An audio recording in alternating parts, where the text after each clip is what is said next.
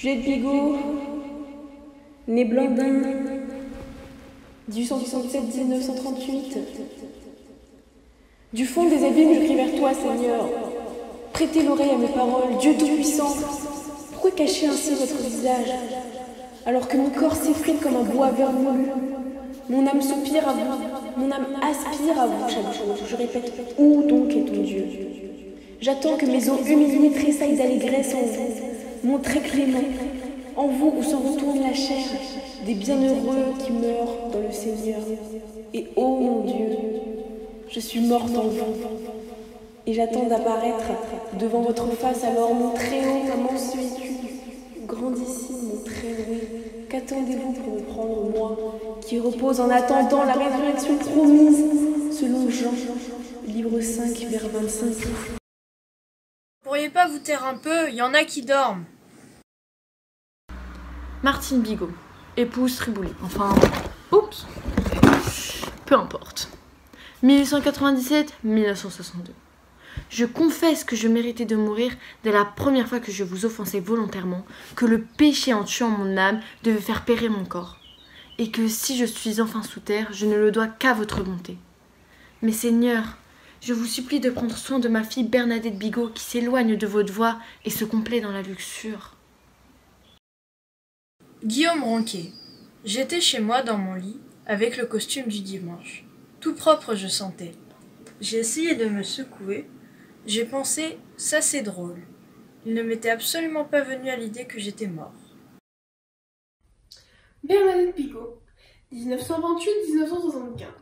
Jeune sous-signée, Bernadette Bigot, fille de Martine Bigot, certifie sur l'honneur que le seul phallus touché de ma vie entière fut celui du cousin Georges, l'été 43, dans la Grange au Foin.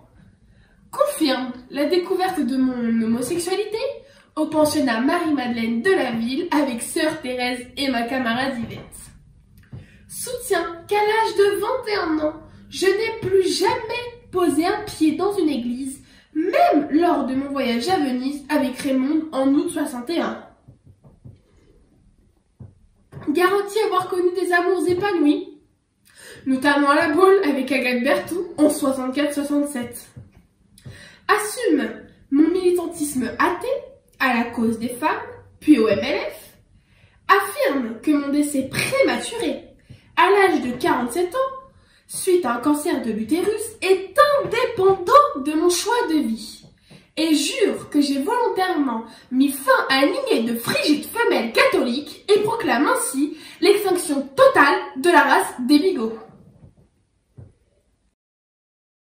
Bernadette Bigot, 1928-1975. Je, sous-signé Bernadette Bigot, fille de Martine Bigot, certifie sur l'honneur que le seul phallus touché de ma vie entière fut celui du cousin Georges, l'été 43, dans la Grange au Foin. Confirme la découverte de mon homosexualité au pensionnat Marie-Madeleine de la ville avec sœur Thérèse et ma camarade Yvette.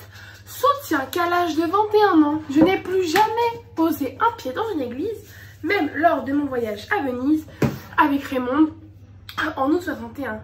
Garantit avoir connu des amours épanouis, notamment à la Baule avec Agathe Berthoud en 64-67.